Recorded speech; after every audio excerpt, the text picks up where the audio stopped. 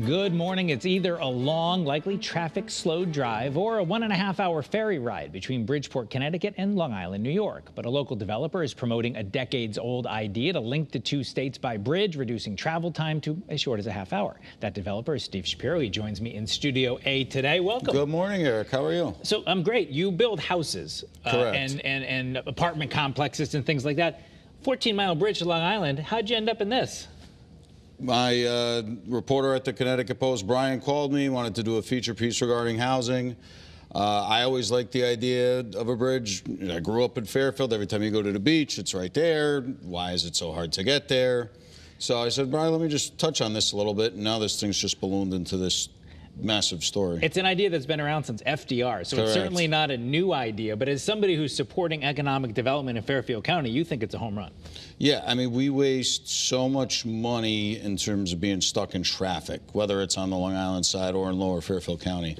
There was a study that was just done. Bridgeport to Stamford is the worst highway on 95 in the United States, right? The amount of cost it would take to eminent domain any land down there with those prices to expand 95 is an impossibility. Same thing with the Merritt Parkway, not to mention it's a historic designated highway. So compared to doing any of that, this is going to relieve traffic more than anything else we can come up with, because everyone from Long Island going to New England now avoids that stretch of highway. And same thing on Long Island. Their worst part of the LIE is 495 in Nassau County. Well, anyone from Connecticut that needs to go isn't going to go through there anymore. If they're going out to Suffolk County, they'll just take the bridge. So the idea, I guess, being, you talk about that bad stretch of 95. There's certainly a lot of people going to New York City proper, but there's lots of people going to all sorts of other places who might be able to shortcut it by taking that bridge across. Well, right. I mean, to New York City proper, if you live on Long Island, you're just going to take the LIE into the city. And if you live in Connecticut, you're just going to take 95 into the city. You're not going to use the bridge. So this would be for all those other people, get them out of the way. Exactly. And it's less strain on the city's infrastructure, too, which, as we know, some of that's very old. Now, I'm not a bridge engineer, but without having to look into this, I'm thinking this is expensive. And it sounds like it's a $50 billion expensive idea. Right. So the most recent bridge in the tri-state area was the Cuomo Bridge. Used to be the Tappan Zee Bridge. It was 3 miles. It's just over 3 miles. It's $4 billion. So if you prorate that out times 5 for 15, even though it's 14 miles, close enough, it's $20 billion, right? Then if we add on, say, another 25%, because the costs over the last 8 years, how inflation's been going, so that puts you at $25 billion. I'm a big proponent of having a train on there, so it's available to everyone to use, cuts down on pollution, et cetera. That puts you at $30 billion. I've thrown out a number of 50. Why? Stuff always costs more than it's supposed to. We should also make it as environmentally friendly as possible, and there's costs to doing that. And also, I think it's good just to be honest with the public. Oh, I could get it done for 30, then it comes in at 45. Oh, this is the worst idea. Well, if it's 50 and it comes in at 50, then everyone's happy. See, that's why you're a developer and not a politician. So you're supposed to we'll cover that another day, Steve. Yeah, we don't need to get into that today. You mentioned the environmental part, and there are environmental concerns. Right. I mean, I was interested. I didn't even know this. One way you build these bridges is a lot of pile driving, put in supports, and there's actually a noise pollution issue with some fish. I mean, I was reading some stuff from the Long Island Soundkeeper, the Save the Sound group, saying that they'd be worried Atlantic sturgeon, some other species. Correct. Is that a concern, or is it just part of the balancing act to figure out what to do? The noise mitigation during construction is something that's going to be, you can't overcome that. You got to make noise when you're building stuff. There's nothing you can do there. But the equivalent of not having to drive around all those cars either way is the equivalent of taking almost 300,000 cars off the road every single year. That cleaner air, less pollution, is good for the whole area rather than more pollution. I remember during COVID, you could be almost in New Haven County. I remember in Stratford, you could see clear all the way to Manhattan. You could see the buildings. I mean, try doing that now. It shows you how much pollution cars do.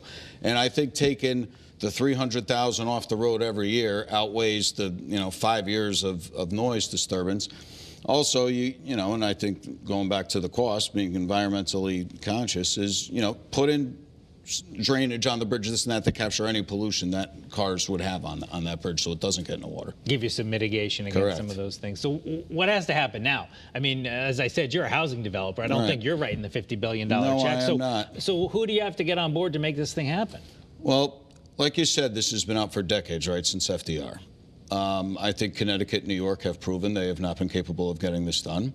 I think the federal government has a lot more resources than just the state of New York or the state of Connecticut does to get this done. The annual GDP growth is about $10 billion, 8 to 10.5 is some projections. Over a 50-year span, that's $500 billion. Let's say the bridge costs $50 billion. That's a 10-to-1 return on investment by the federal government. Not to mention the tolls would pay the government back. It's just a loan. So that's a sound investment if I ever heard one, no pun intended. Well, that's part of it too. Is that when you're talking about this, you put a $40 toll each way. There's a lot of ka-ching there as well. There is. It's bringing over $1 billion a year with the projections of the estimated travel. So, again, getting paid back, the growth for the economy, it's a good thing all the way around, and it doesn't cost the taxpayers of Connecticut or New York a dime. I mean, we all know the tri-state area taxes. No one wants to pay more taxes. I think this idea would be dead in the water if it was a tax increase on anybody.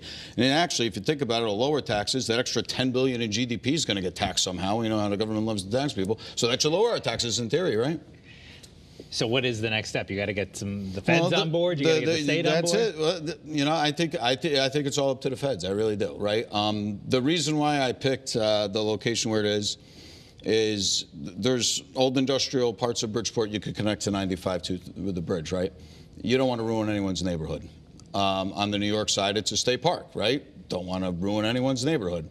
So if the feds write the money in eminent domain and do what they got to do, I mean, the federal government's in charge of our country, right? And I think this is a positive thing.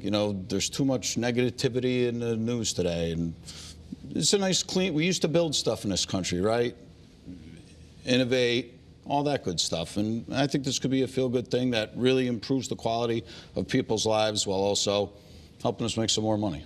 Well, I'm glad that when they wrote the article, they asked you about it, because it certainly is an interesting thing to talk about. And like you said, it's blown up everywhere, getting a lot of attention, and probably for a good reason. Yeah. Steve Shapiro, thanks so much for being with us. We'll continue to follow this, and we'll when the Shapiro Bridge is built, we'll have you there for the grand opening. No, I'm not naming it after myself. I'm not like that. But thanks again for having me on. And I just wanted to say I went to the Denise DeZenzo Award dinner last year in November. It was an absolute great time, and you guys have been great. So I appreciate it. Well, we appreciate you and appreciate you being here.